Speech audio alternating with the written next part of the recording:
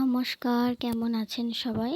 আশা করছি সবাই খুব ভালো আছেন। সন্দীপার রান্নাঘরের আবার একটা নতুন ভিডিওতে আপনাদের সবাইকে স্বাগত।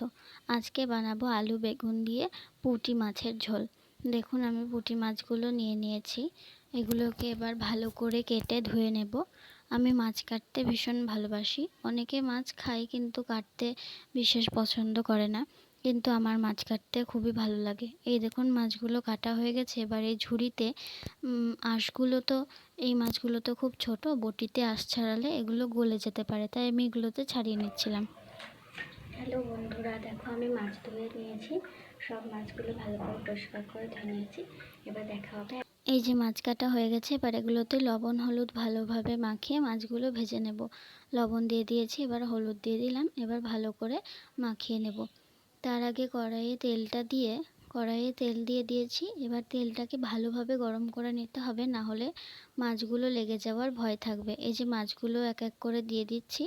এবার ভালো করে উল্টে পাল্টে মচমচে করে ভেজে নেব। এই যে মাছ ভাজা হয়ে গেছে। এই দেখুন আলু বেগুন কেটে রেখেছি।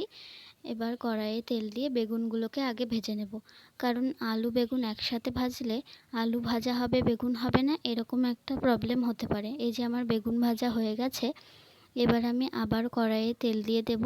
দিয়ে এবার শুকনো লঙ্কা দিয়ে দেব। দিয়ে আলুগুলোকে ভেজে নেব। আলুগুলোকে ভালো করে লাল লাল করে ভাজতে হবে। ভিডিওটা কেমন লাগছে অবশ্যই কমেন্ট করে জানাবেন। এই যে আলু ভাজা হয়ে গেছে, এবার আমি পেঁয়াজটাও দিয়ে দিয়েছি।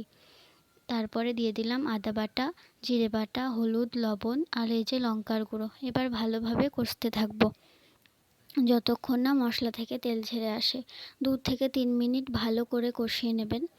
এই যে আমার দেখুন আমি ভালোভাবে কষিয়ে নিচ্ছি। আমার কষানো হয়ে গেছে। এবার তাতে জল দিয়ে দিলাম। এবার ঢেকে দেব 2 মিনিট মতো, যাতে আলুগুলো ভালোভাবে সেদ্ধ হয়। আলু সিদ্ধ হয়ে গেলেই এই যে ভেজে রাখা মাছ আর বেগুন দিয়ে দিয়েছি। এবার এটাকে আবারও 1 মিনিটের জন্য ঢেকে দেব, যাতে মাছের মধ্যে ঝোলটা ভালোভাবে ঢুকে যায়। এই যে আবার ঢেকে দিয়েছি। 1 মিনিট পরে এই যে ঝোলটা ভালোভাবে ফুটে গেছে আর আমাদের আলু বেগুন দিয়ে পুঁটি মাছের ঝোল তৈরি হয়ে গেছে। কে কে এটা খেতে ভালোবাসেন অবশ্যই কমেন্ট করে জানাবেন। আমি নতুন ভিডিও করছি, তাই ভিডিওতে কোনো ভুল থাকলে সেটাও আমাকে বলে দেবেন, না হলে আমি জানতে পারবো না। কেমন লাগছে অবশ্যই কমেন্ট করে জানাবেন। ভালো লাগলে একটা লাইক শেয়ার করে দেবেন। থ্যাংক ইউ সবাইকে। আজকে এই পর্যন্ত।